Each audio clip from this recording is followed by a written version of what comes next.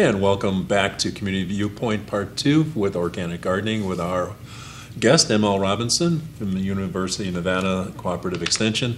And our second portion, we're going to be talking about some of the hardware he brought along. So this is organic gardening, and what are we doing here with all this? Well, these are just a sampling mostly of traps, and traps work in two ways. One is the insect or whatever that you're trying to trap goes inside and can't get out for whatever reason. And this is kind of a little minnow trap, but it gives, I use it in class because it gives you an idea of the simplicity of a trap. And you know, we look at this, and hopefully they can see, there's a cone, like a funnel here, where my hand is, and this is for minnows, and you put a little bit of food in here, and they swim in, and then they try to get out. They try to get out through the clear, and then animals have a tendency to go along walls and something that gives them security. That's why if you're putting a mouse trap out, put it next to the wall, because they go along the wall for security. Now we look at this and say, oh, why don't they just swim up to the middle and swim out like they got in? But they don't think that way. So most of these traps, whether it's this funky little glass jar, if you look underneath, it has a little funnel like. Oh, same principle? Same principle. You put a cork in here, you put a bait in there, and this is for yellow jackets. They fly up, they try to get out through the glass. And they can't, They can't do that.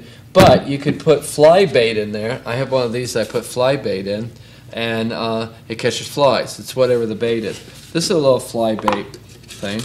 Just a jar, has little holes, and you put the bait in, fill it up halfway with water with the bait, and they go in, and they can't get out. They try to get out through where they see the light.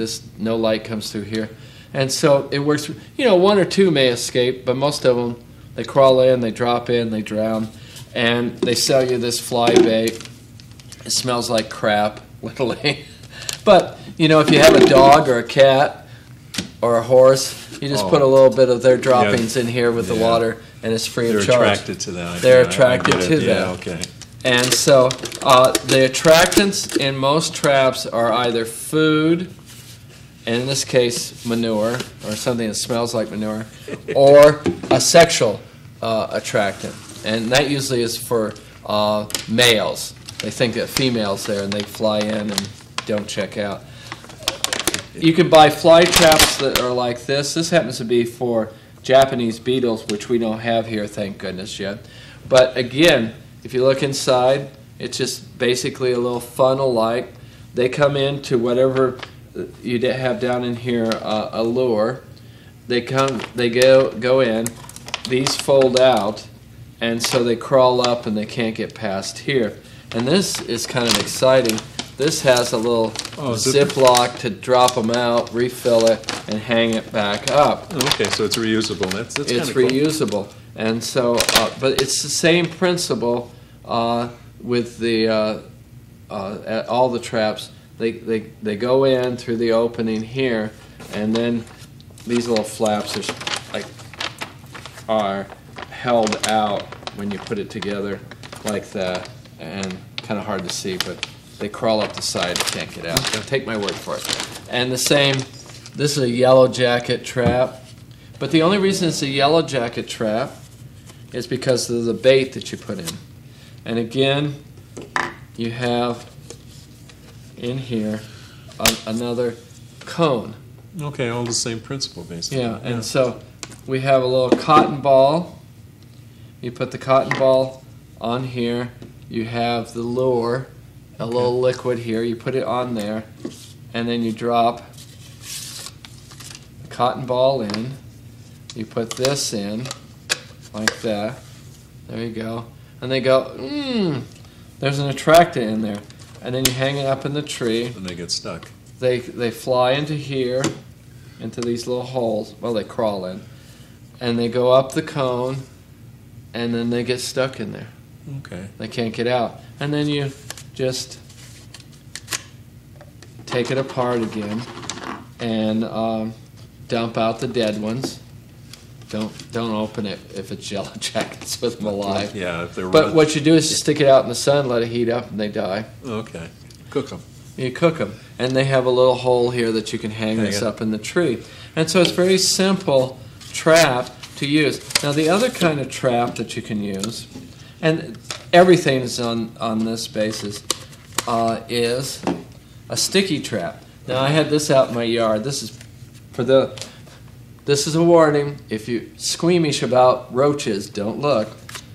This is one night. Actually, I get more than that in mine in a night. We had there were 3 of these together. These are Tunkenstein roaches. They're a common roach. They're non-native, but our lizards love them. The night lizards, like geckos. And all this is, it has a food. I don't know if you can smell it. There's a food. Can you smell the scent? It smells like roach to me. No, I'm sorry. But there's a food scent that is incorporated in this sticky trap. Okay. And when you get it, it just has a covering over it, and you rip that off like you do a Band-Aid, expose it. It has, again, these little flaps here that keep them from crawling out. You make it into a little pup tent that they don't check out of, and you put it out like this. They crawl in here, they crawl in there, and they get stuck. And a lot of times what you'll find, I don't see any, there's an earwig in there, you will catch ants that will come in and eat the roaches. And Tunkenstein roaches are kind of interesting. These are the same species, but the black ones are the females, and then there's a couple of immatures, and the brown ones with wings are the males. Okay. And there's always about 3 times as many males. Okay, and you have this solar-powered, what is that? Yeah, this is one of those that... Oh, for the gophers? The gophers. I call this the solar-powered gopher vibrator. And what it does is it kind of vibrates the soil or stimulates it. It's supposed to get rid of moles, chase them off. And so it's solar-powered. It has a little solar unit here on top. Okay, yeah. And you also have battery-powered ones. You stick it in the ground, and it sends out this wave, and it's supposed to scare them off. The reason I bring this is there's a lot of things on the market. Some work, some don't. The traps work really well. These are iffy. Sorry, we're going to do 3 8-minute segments. We're out of time. Thank you so much. You bet. And hopefully we'll have more time next time. Call the office if you have questions. Yes, thank you.